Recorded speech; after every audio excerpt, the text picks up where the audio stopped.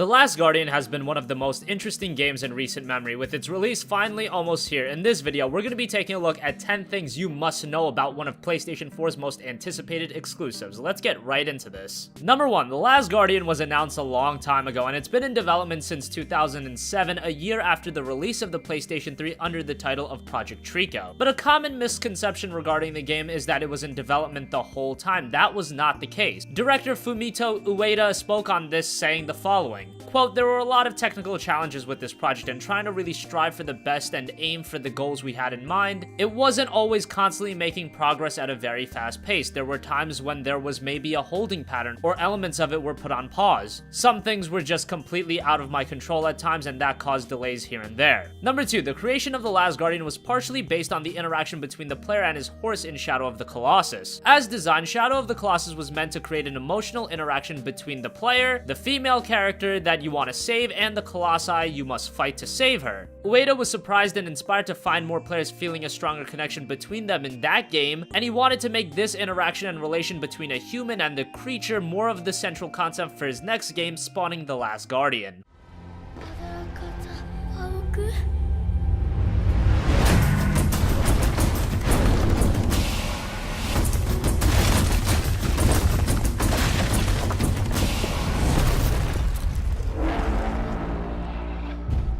Number 3, so what is The Last Guardian? It's a third-person action-adventure puzzle game where you play as an unarmed boy who can run, jump, climb, and perform other actions similar to the gameplay in Ico and Shadow of the Colossus. You'll also have to care for Trico, your pet bird-cat hybrid, by removing spears or arrows from it, feeding it, and healing it. Over the course of the game, you'll gain better command of Trico, but he'll still be his own animal with his own interests, needs, and wants. Ueda stated that he believes each player will have a different Trico to work with depending on how he or she chooses to interact with him. Number 4, The Last Guardian, like all Team Ico games, is very story-driven, and its story is framed as a flashback narrative told by an older man recounting his experience as a younger boy meeting a giant feathered creature resembling a griffin named Trico. In the flashback's present, the boy has been kidnapped under mysterious circumstances and taken to a large, expansive castle. Much of the game is set around the developing friendship between the boy and Trico.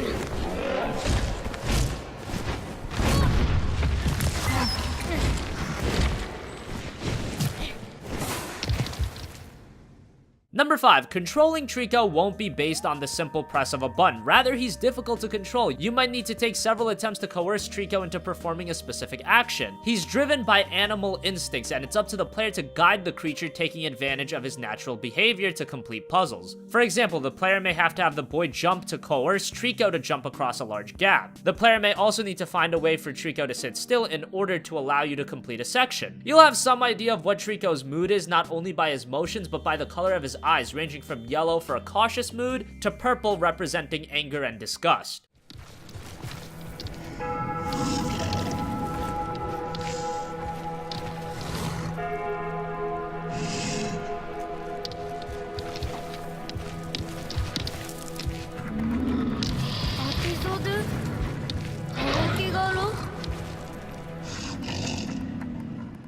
Number 6, elements like music are used very sparingly to highlight key emotional moments, such as when Trico uses his tail to catch the boy while he is jumping from a collapsing platform. Ueda stated that much of the architecture in the game emphasizes tall and vertical spaces as to make the player become more connected to the boy, who seems small in contrast to these spaces. The levels in The Last Guardian have been adjusted to meet the standard of Trico's size and abilities. Levels will also be scaled to accommodate puzzles that require coordination between Trico and the player.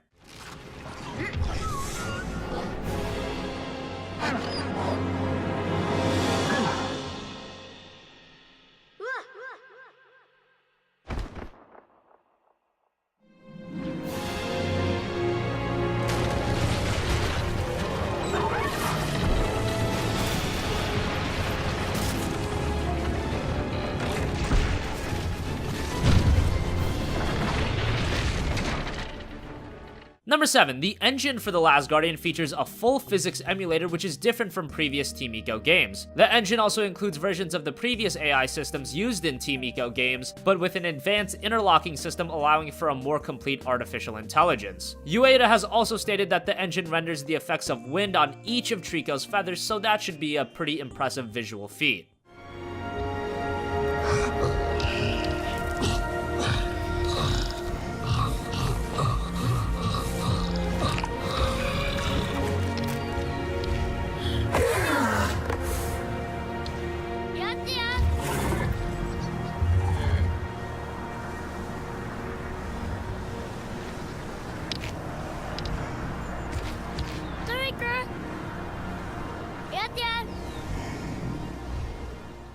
Number 8, Yasuhida Kobayashi, vice president of Japan Studio, stated they gave The Last Guardian an English name to appeal to the larger demographic markets in the United States and Europe for the PlayStation 3, now obviously on the PlayStation 4, hoping to avoid similar cultural problems in title and artwork that were attributed to Ico's low sales in the West.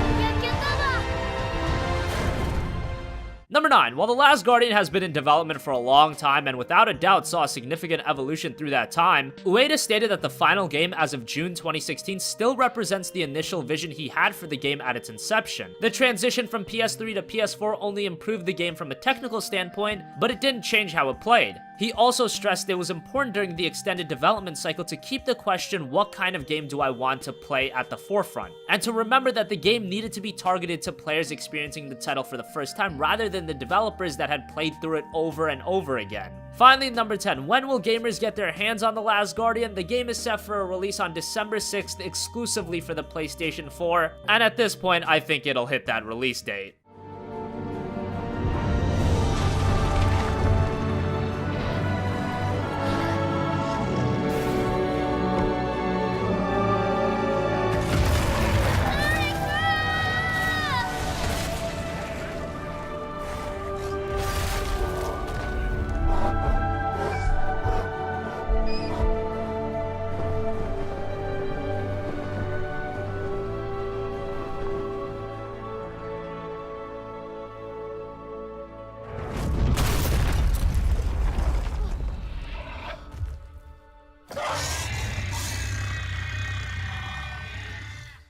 So that wraps up 10 things you need to know about The Last Guardian. What do you think? Are you picking it up day one? Or is this one you're still a little bit skeptical on? Comment your thoughts down below. Thank you for watching, and goodbye.